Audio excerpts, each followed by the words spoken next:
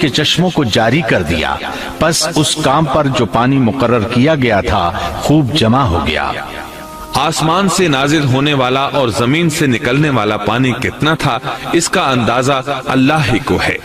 بہرحال اس پانی نے زمین پر رہنے والے انسان، چوپائے، حیوانات، غرض ہر چیز کو غرق کر دیا۔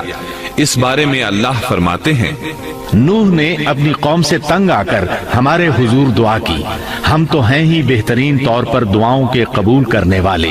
فوراً ان کی دعا قبول کر لی اور اس تکلیف اور ایذا سے انہیں بچا لیا جو انہیں کفار سے روز مرہ پہنچ رہی تھی، اور ان کی اولاد کو ہم نے باقی رہنے والی بنا دیا، یعنی انہی کی اولاد سے پھر سے دنیا آباد ہوئی، کیونکہ صرف وہی لوگ بچے تھے جو کشتی پر سوار تھے، اور ہم نے ان کا ذکر خیر پچھلوں میں باقی رکھا۔ نوح علیہ السلام پر تمام جہانوں میں سلام ہو، ہم نیکی کرنے والوں کو اسی طرح بدلے دیتے ہیں، وہ ہمارے ایماندار بندوں میں سے تھا، پھر ہم نے باقی سب کو غرق کر دیا۔ اللہ مزید فرماتے ہیں، جب پانی میں طغیانی آ گئی تو اس وقت ہم نے تمہیں کشتی میں چڑھا لیا تاکہ اس کو تمہارے لیے نصیحت اور یادگار بنا دیں، تاکہ یاد رکھنے والے کان اس کو یاد رکھیں۔ یعنی پانی اتنا زیادہ ہو گیا کہ اس سے تمام شہر، بستیاں، انسان اور جانور غرق ہو گئے، یہاں تک کہ پانی بلند پہاڑوں سے بھی اونچا ہو گیا، اور اتنے بلند پانی پر یہ کشتی نوح علیہ السلام اور ان کے ساتھیوں کو اپنے دامن میں سمیٹے اللہ کے حکم سے اور اس کی حفاظت میں پہاڑ کی طرح رواں دواں تھی، ورنہ اتنے طوفانی پانی میں کشتی کی حیثیت ہی کیا ہوتی ہے۔ نوح علیہ السلام کشتی میں سوار ہوئے اور انہوں نے اپنے ساتھیوں کو حکم دیا کہ وہ یہ دعا پڑھیں، بسم اللہ مجریہا ومرساہا ان ربی لغفور رحیم۔ اللہ ہی کے نام سے اس کشتی کا چلنا اور ٹھہرنا ہے، یقیناً میرا پالنے والا بڑی بخشش اور رحم والا ہے۔ یہی اللہ کا حکم آپ کو تھا کہ جب تم اور تمہارے ساتھی ٹھیک طرح بیٹھ جاؤ تو کہنا، الحمد للہ الذی نجانا من القوم الظالمین وقل رب انزلنی منزلا مبارکا وانت خیر سب تعریف اللہ ہی کے لیے ہے جس نے ہمیں ظالم لوگوں سے نجات عطا فرمائی، اور کہنا کہ اے میرے رب مجھے بابرکت اتارنا اور تو ہی بہتر اتارنے والا ہے۔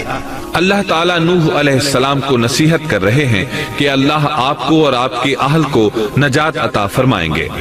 کشتی میں نوح علیہ السلام کے کافر بیٹے کے علاوہ تمام گھر والے سوار تھے۔ آپ کے کافر بیٹے کا نام کنعان تھا، وہ ایک طرف کھڑا تھا۔ نوح علیہ السلام نے اسے پکارا، میرے بیٹے اس کشتی میں آ جا اور کافروں کا ساتھی نہ بن، لیکن اس بدبخت نے کہا، میں ابھی کسی پہاڑ کی چوٹی پر پناہ لے لوں گا جو مجھے اس پانی سے بچائے گی۔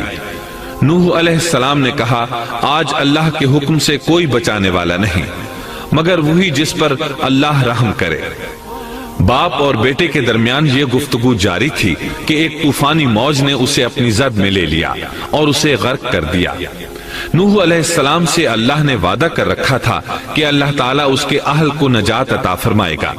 چنانچہ جب آپ کی آنکھوں کے سامنے آپ کا بیٹا غرق ہو گیا تو وہ پکار اٹھے، اے اللہ میرا بیٹا میرے گھر والوں میں سے تھا اور تو نے مجھ سے وعدہ کیا تھا کہ میرے گھر والوں کو نجات عطا فرمائے گا، اور تو تمام حاکموں سے بہتر حاکم ہے، لہٰذا ناممکن ہے کہ تیرا وعدہ پورا نہ ہو۔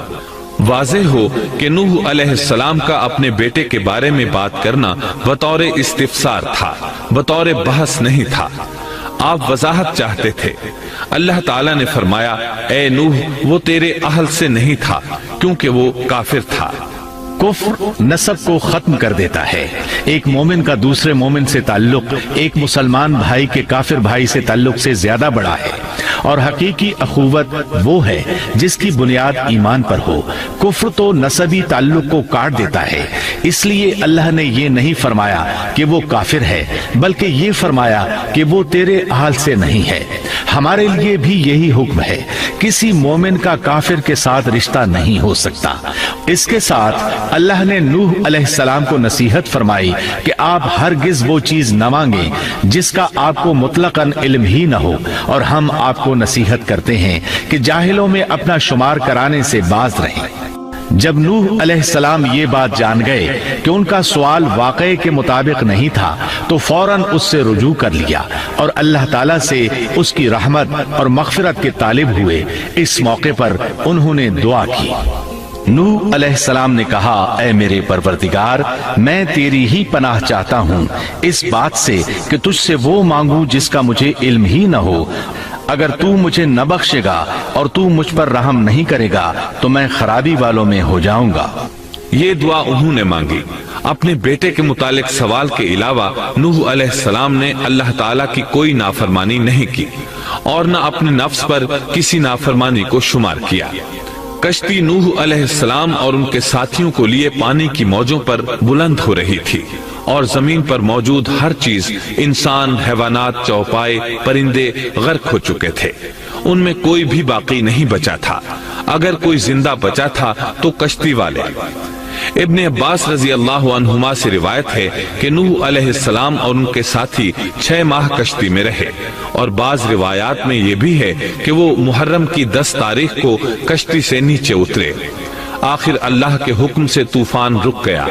اللہ نے زمین کو حکم دیا کہ وہ تمام پانی کو نگل جائے۔ زمین نے سارا پانی نگل لیا، زمین خشک ہو گئی۔